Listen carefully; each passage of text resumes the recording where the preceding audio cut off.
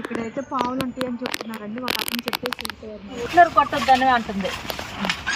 ఆ గిన్నె శాతం వదిలేసి వచ్చాను. తల్లి అయితే ఉండొచ్చు, మన వెనకాల ఉంటుంది. చూడండి అలా దగ్గర కట్టేసి అందులోకి వెళ్ళా కదా, వాళ్ళు ఇంకా చెప్పేసి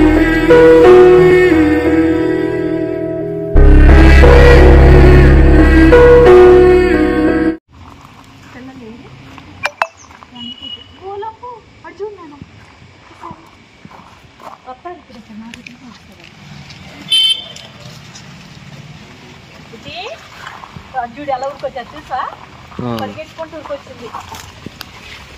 పాపు వచ్చింది పిల్లలకి ఎంతసేపు అని హిట్లర్ కొట్టొద్దని అంటుంది. ఆ గిన్నె శాతం వదిలేసి అమ్మ పాపం వస్తుంది పిల్లలకి.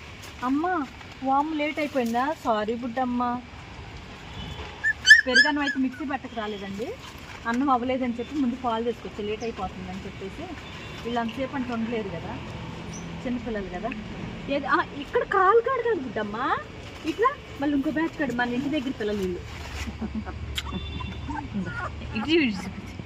చూడు అమ్మ నీ అమ్మ నేను పాలు తాగుతాను, మరి నా వంక చూస్తూ అమ్మో పురుగులు వచ్చేసి నాను.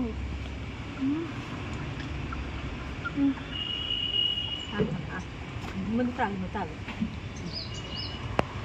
పాపం వస్తుంది వాళ్ళకి, ఇసుకిచ్చకూడదు వెళ్ళాలి. ఇంకో పిల్లల కాడికి వెళ్దాం మళ్ళీ మనం.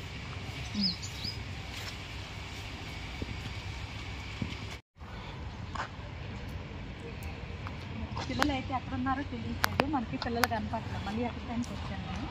తల్లి అయితే ఉండొచ్చు, మన వెనకాల ఉంటుంది.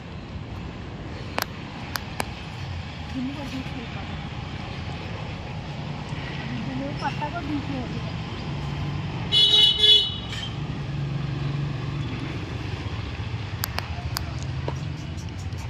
ఉండేరా సంపల్లో ఏందో ఎక్కడ పెట్టిందో తీసుకెళ్ళి తెలియదు.